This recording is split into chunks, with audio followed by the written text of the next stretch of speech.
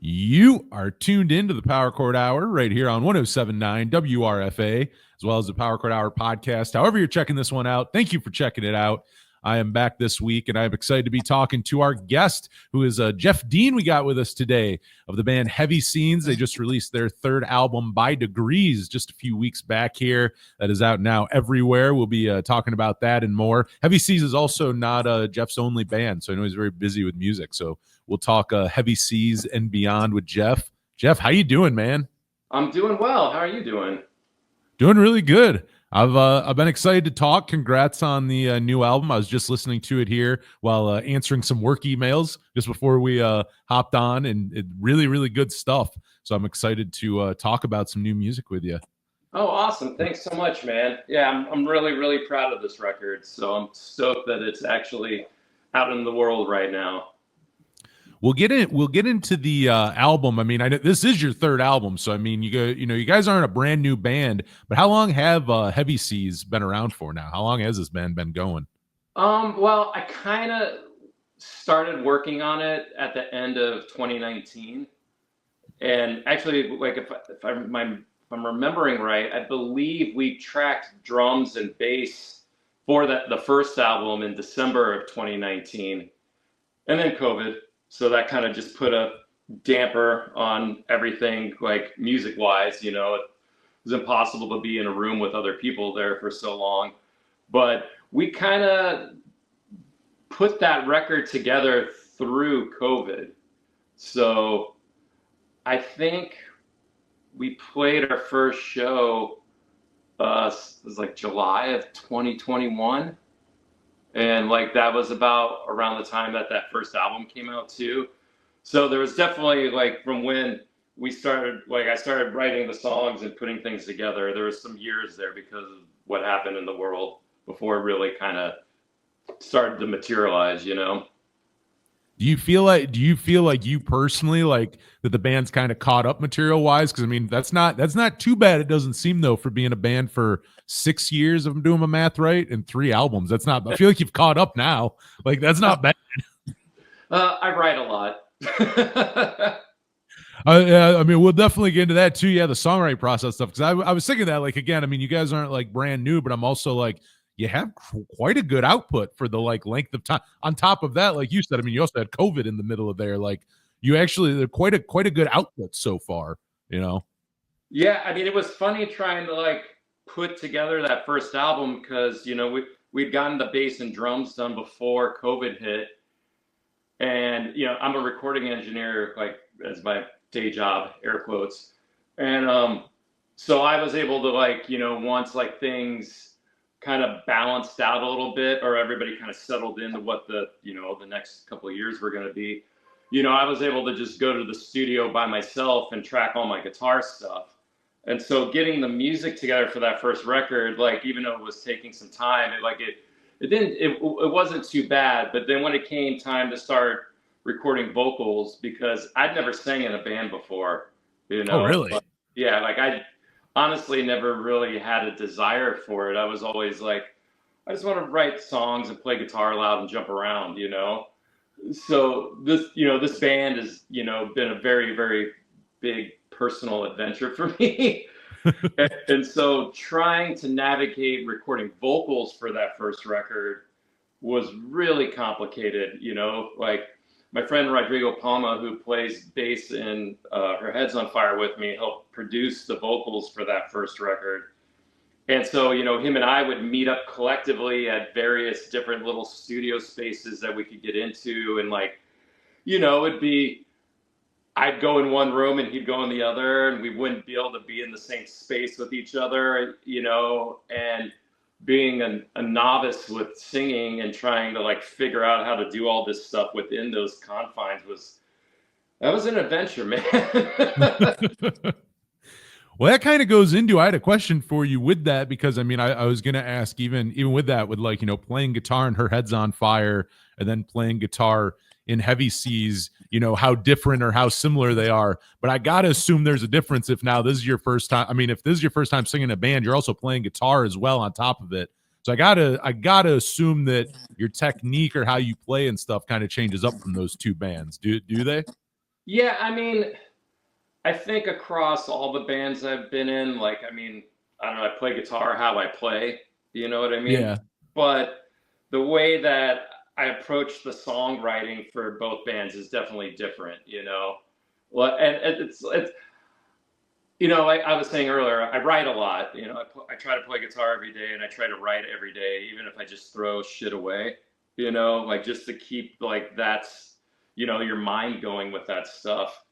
And I don't niche write by any means. You know, like I don't like set out to write a song. I'm like, this is gonna be our Heads on Fire song, and it's gonna sound like that's not the way that my brain works. But I definitely feel like when I'm like messing around with stuff and coming up with ideas, they kind of materialize in a way that it's like, okay, this would probably be more in line with where this band is at as opposed to this one, if that makes sense. That definitely makes it. Do you know it pretty fast, or does that take a while? Like when do you get to that point where you're like, okay, this would go in this column, this would go in this column? Usually pretty like if I stumble across a riff or an idea and like the ideas start like coming together, I kind of know pretty quickly, you know. I mean, like I said, it's like I feel like the way I play guitar is the way I play guitar, but I feel like Heavy Seas is more boombastic, if that makes sense, as far as like, like the drive of it.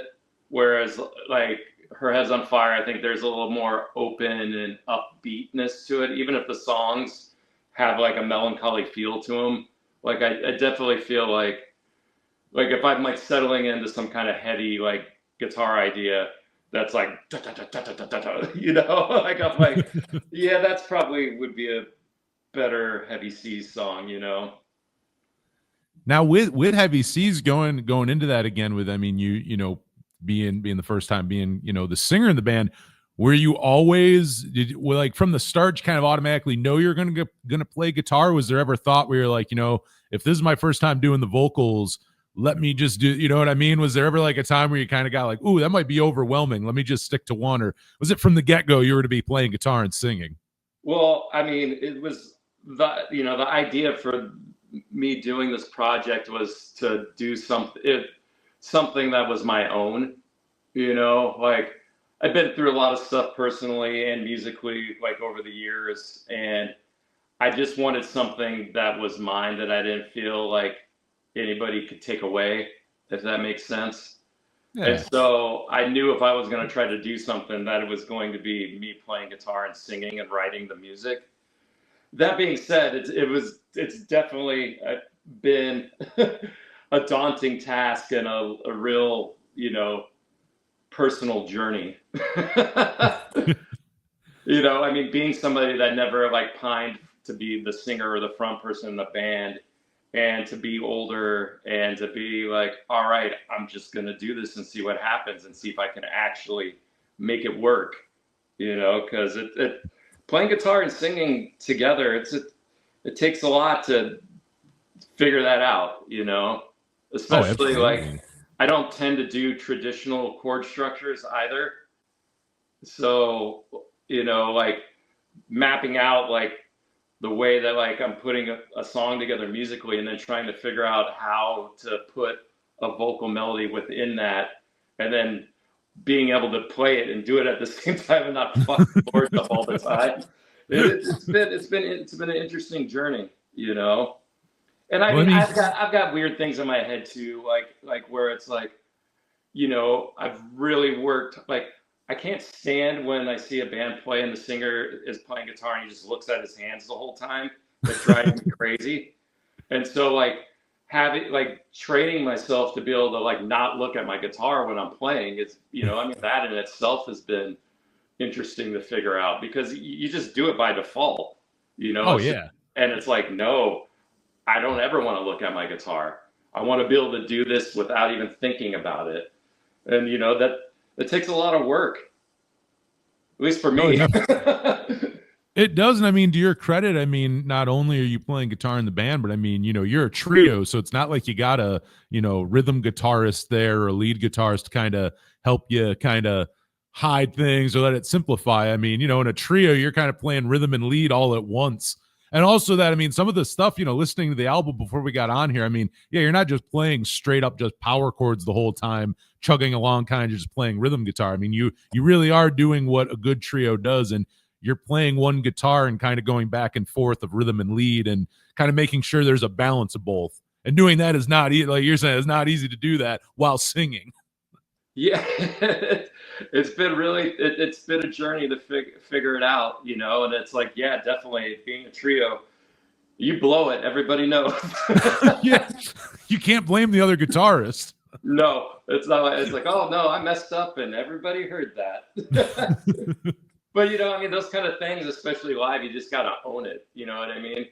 It's funny thinking back, just like on bands that I've been in before, and like the way your brain works, and it's like I had to get to a point in my head. I'm like, you know what? If I fuck up at the show, it's just a mess up. Who cares? It's like, what's the worst that's gonna happen? It's just a crappy show.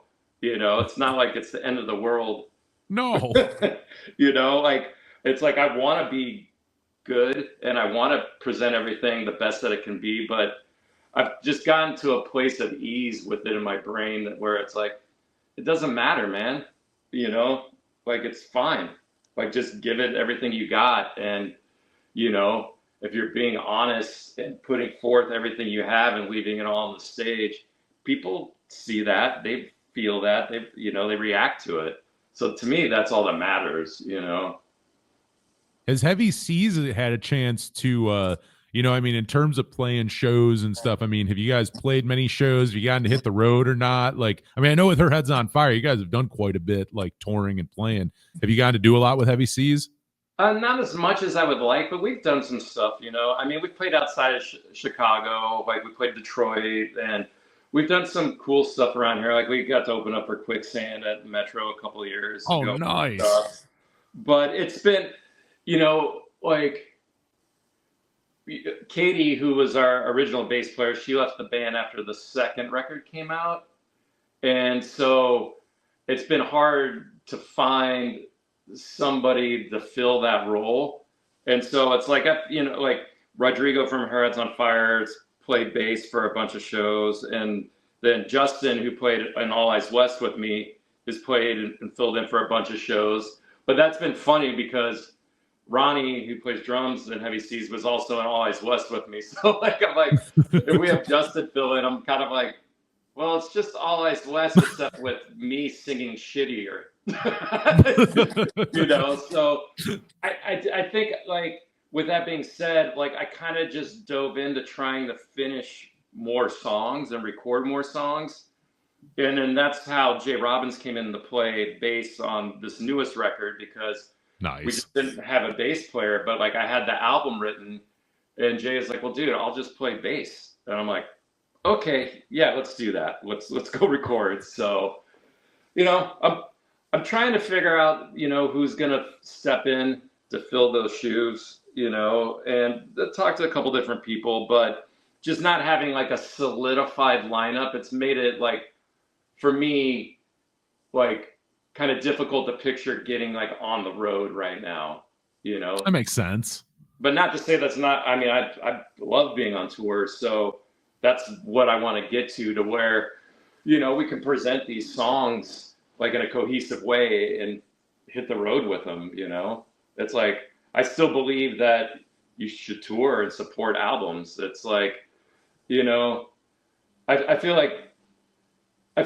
like recorded music has been marginalized in such a way that, like, live show experience, that's the commodity. You know what I mean? Yeah. Like, that's where, like, records are rad, and I love making records. Like, it's one of my favorite things. But, like, playing shows and having human connections and, like, giving somebody, like, an experience that means something to them, that's where the value is to me. No, as a fan, I mean, I love the live experience. I mean, that's most. I feel like a lot of times how I fall in love with a band. I mean, sometimes you do their music, but sometimes you fall in love after you've seen them live. You're like, oh, okay, I get it now. There's definitely something to be said about a good live show. Totally, 100%. Though, actually, jumping back though to the we're talking about live, but talking about the recording again. How long did it take to record? By Degrees, like how long was that kind of? How long are you guys in studio doing this? I mean, collectively, it wasn't a large amount of time, but it was like over the course of a long period of time. You know what I mean? So it's like, Yeah. I think we did drums and bass in 2 days. And then I did guitars in a day. And then vocals, I did the vocals over 3 days, I think, or 2.5 days. So for like time wise, collectively making an album, I mean, it's like a week. That's not Yeah, it long really at isn't all. bad. I mean, I felt like when we got to Baltimore to start tracking drums and bass, like Ronnie and I like had this stuff on lock. And so, you know, I feel like that obviously made it easier for Jay to just like default into playing bass because like we had the songs so like on point. And so like that went really quickly. And I'm usually pretty quick in the studio with guitars. Like a lot of times auxiliary like lead things and stuff will kind of come to me on the spot and I'll just lay some stuff down on the fly, and if it works, it works. But like I'm usually pretty prepared like when I get there to like I know I'm gonna play. I was gonna So ask like if this was a fleshed out album by the time you got to the studio, or if there was like any writing going on while you were in studio. But it sounds like it was pretty fleshed out by the time you got there.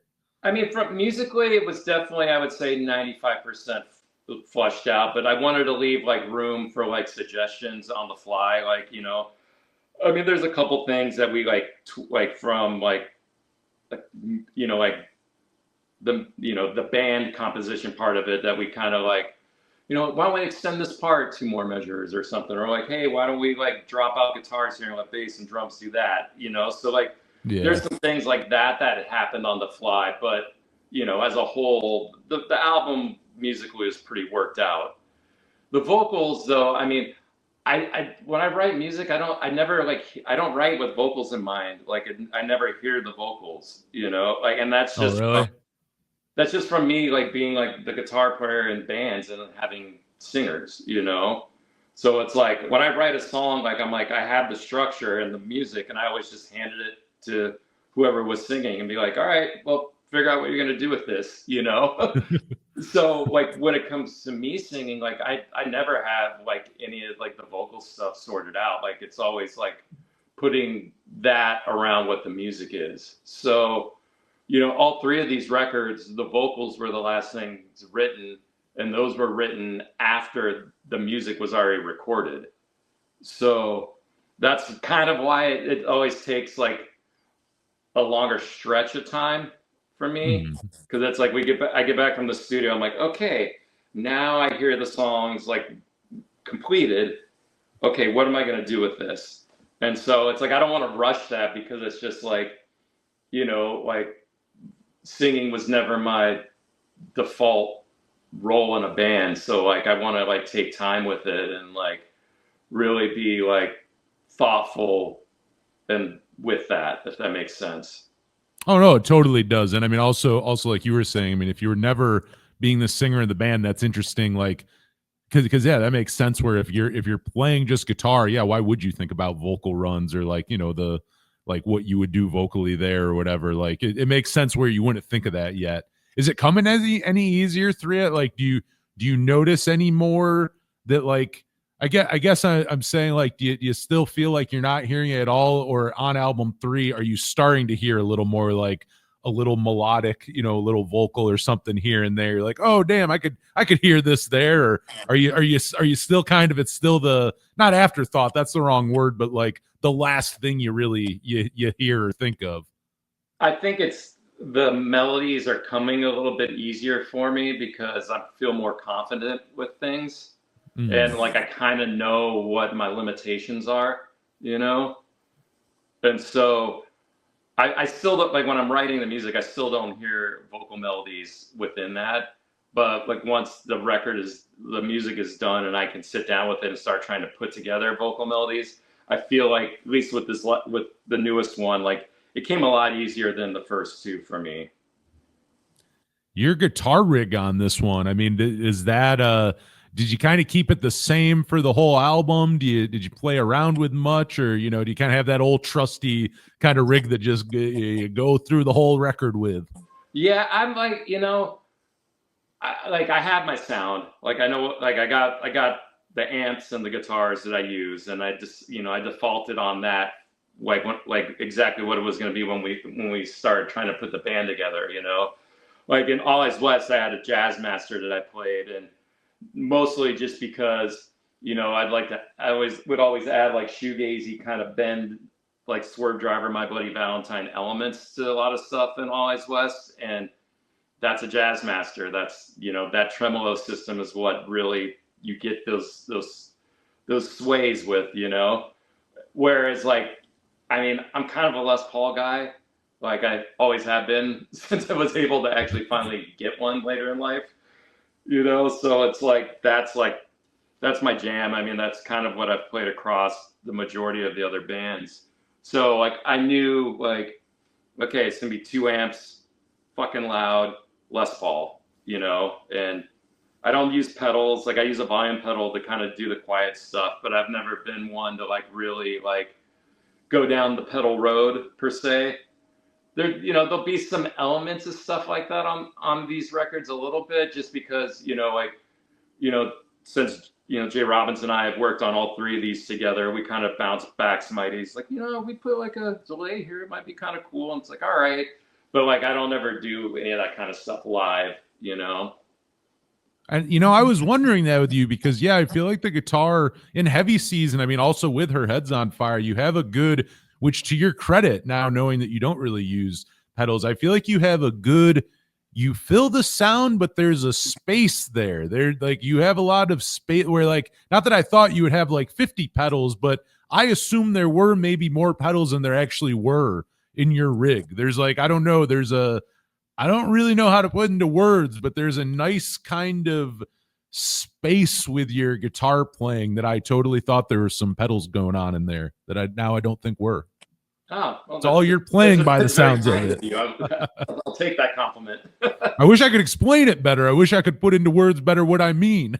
Well, I mean, this is probably like just a silly way to put it, but like I've always thought it like when I think of Power Chord, right? I think of what the name is, Power Chord.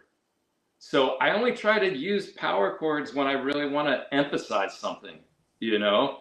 And it's like, I'm not necessarily playing like jangly kind of stuff, but I like to play like open chords where there's like, resonant notes coming from like open strings that like kind of fill the air a little bit, but leave enough space for like the bass and the vocals to kind of drive something.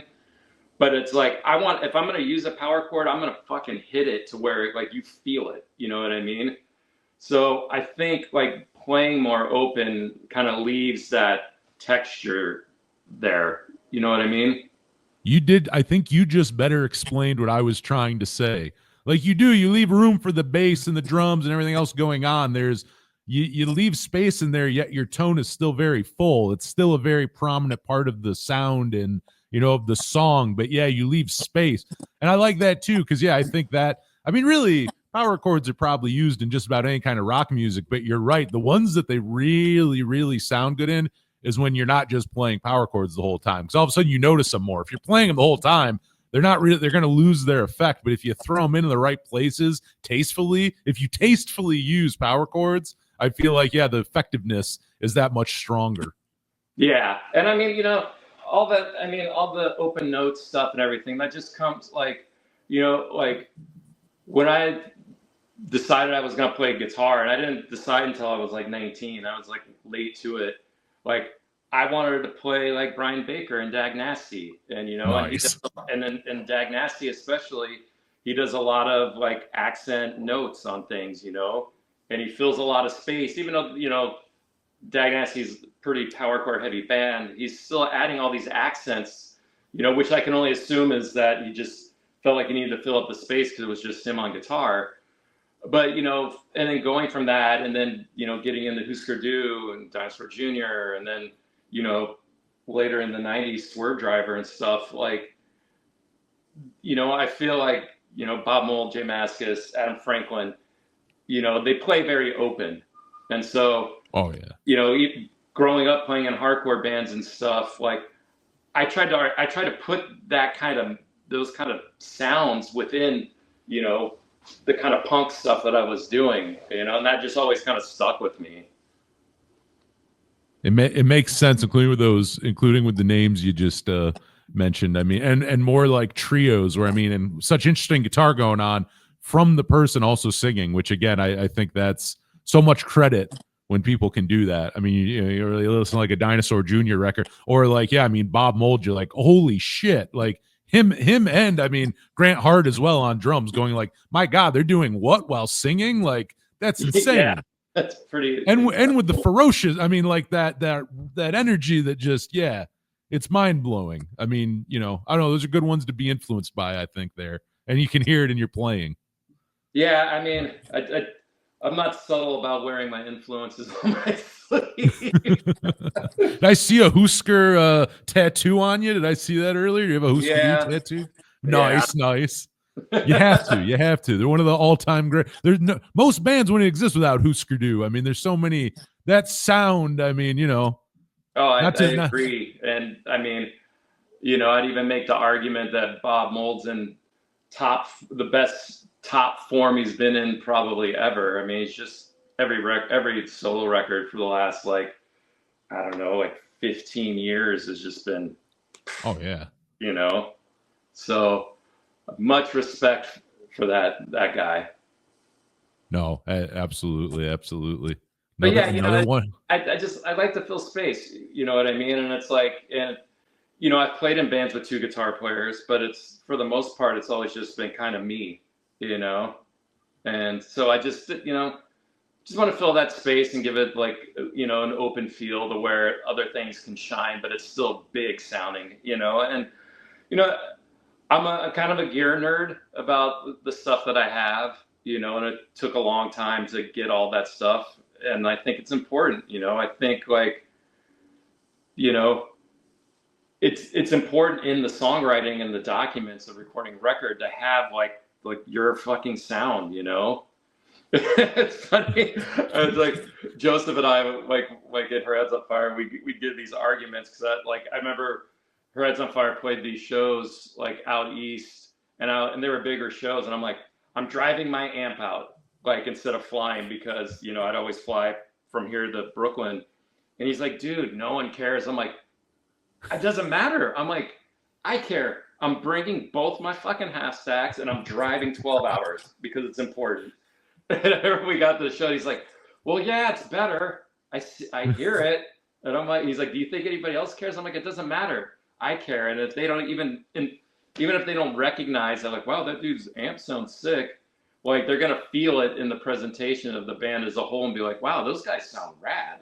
Like, and that's important to me, Oh, 100%. It probably makes you play better too. I mean, if you're playing including if you're able to tell those things, you're going to be able to tell when it doesn't sound good. When you're playing something, you're like, that's not my sound. I mean, talking to you here, I think one of the biggest things is you definitely know yourself as a guitar player. Like you've said, the way you play, the way it's going to sound, how all that's going to go. So when you have it that tuned in, how that works. Yeah, whether or not the audience knows or not, it's going to affect the show, because you'll know. And completely.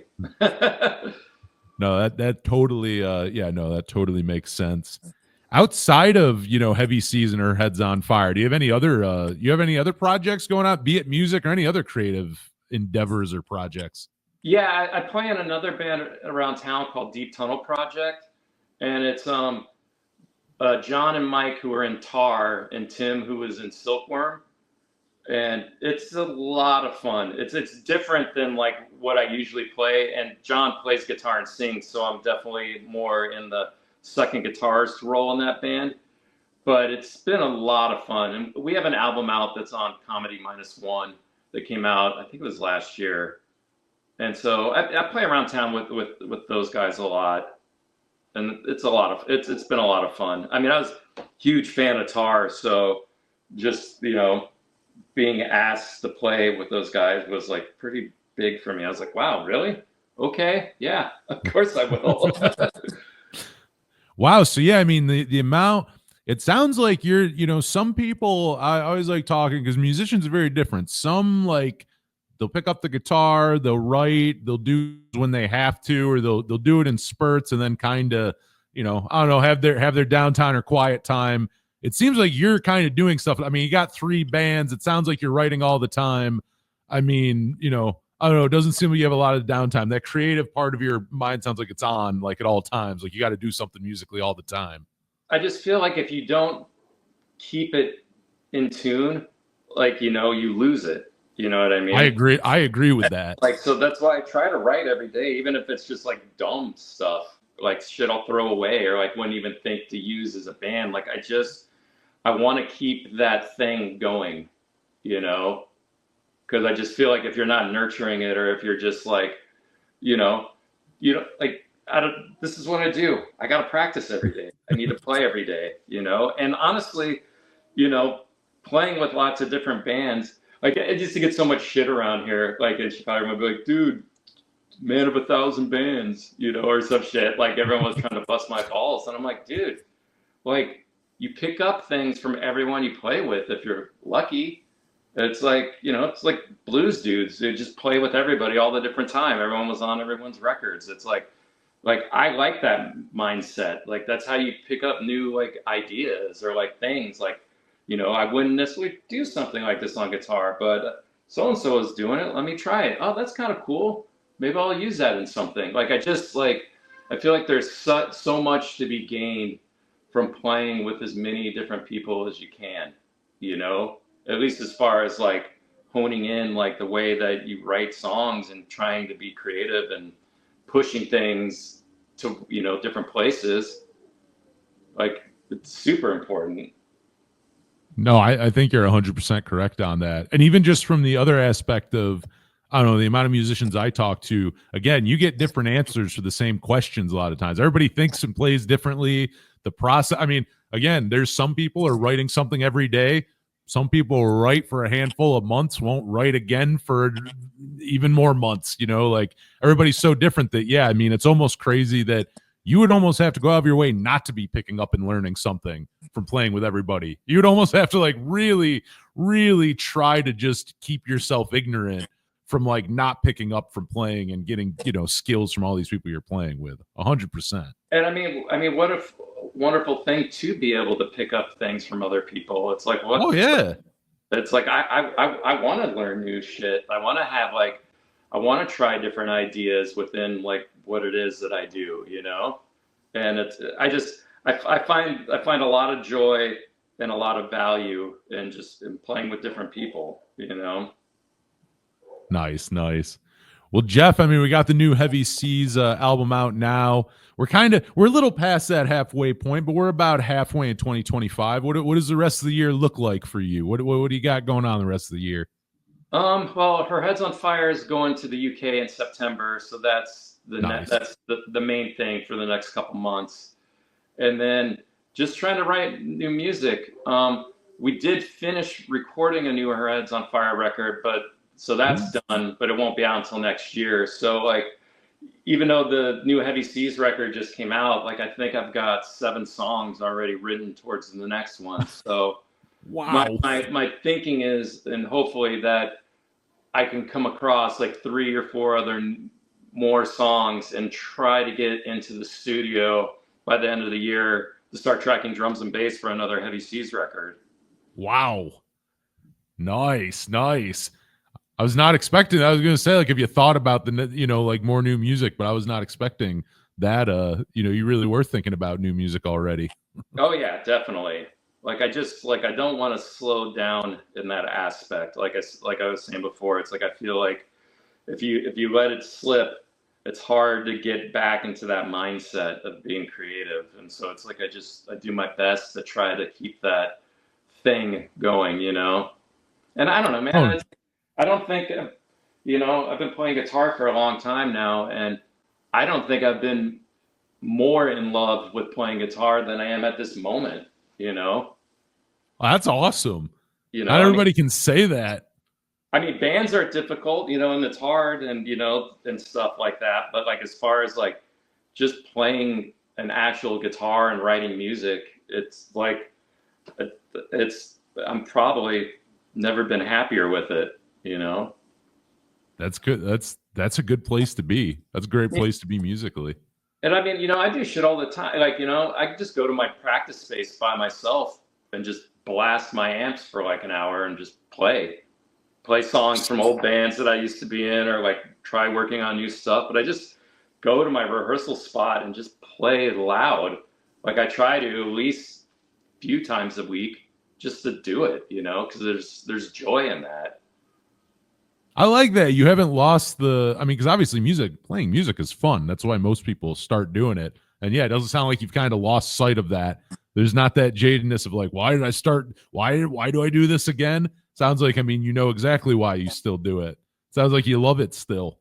I mean, it's work sometimes.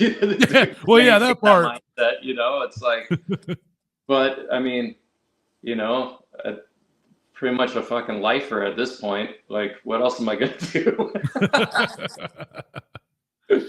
Well, people listen to the radio show, play some songs off By Degrees here. But either way, you want to tell people where to grab the new album, where we can find you online, where we can find Heavy Seas online, Her Head's on Fire, all that. Whatever you want to tell people, plug away here. Yeah, all the music from all the bands should be streaming on all the sites. So Heavy Seas, Deep Tunnel Project, Her Head's on Fire, you should be able to find that on any of the streaming services.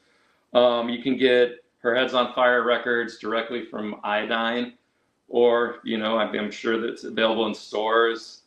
The Deep Tunnel Project record through Comedy -1 if you want to pick up vinyl.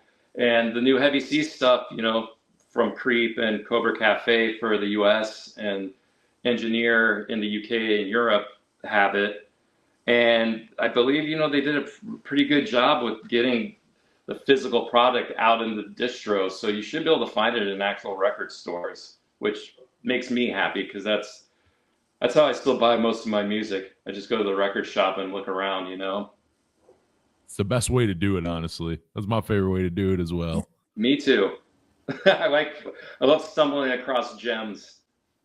Yeah, you don't find those random, the internet doesn't have the dollar cutout bin where you could go grab something for $1 and go, it doesn't exist. You know what I mean? You can't, there's not a digital version of that. No, not at all. You need a record store for those discoveries and those things. Yeah, you absolutely do. You're talking my language there for sure. Yeah,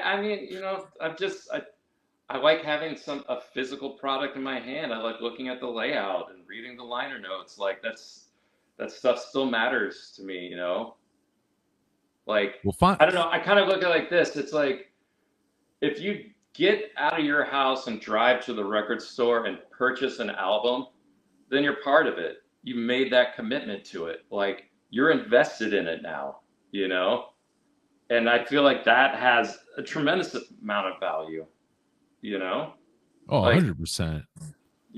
It's like you're just like scrolling through streaming services and listening to like 10 seconds of a song and skip. How are you ever going to feel connected to anything? Like, if you've taken the time to go spend your money and make a trip to a store and buy something, you're supporting the record store, you're supporting the band, and you're a part of it now. That's a great point. That extra step in doing it. You are the way that you went out of your way to go grab it. There's a specialness to that. Yeah, you don't get just hitting download or however streaming, hitting play, whatever. It's not. You're right. That extra step really does add something special there. 100%. Totally. But this has been a blast, Jeff. As we start to close this out, have we missed anything? Should we let the good people know anything else before we close this out? Hopefully you take a second to listen to some of these songs and I hope they add something to your day to make it a little bit easier, because it's pretty crazy times out there. You ain't kidding. All right. Well, I'm talking to Jeff Dean here. Heavy Seas have their third album out now, Everywhere by Degrees. If you're listening to the radio show, we'll play a couple songs off there now. If you're listening to the podcast, go grab that album, go find it. Go to the record store. Go to the record store and grab that sucker. But yeah, I'm Anthony Merchant here with you, talking to Jeff Dean right here on the Power Chord Hour.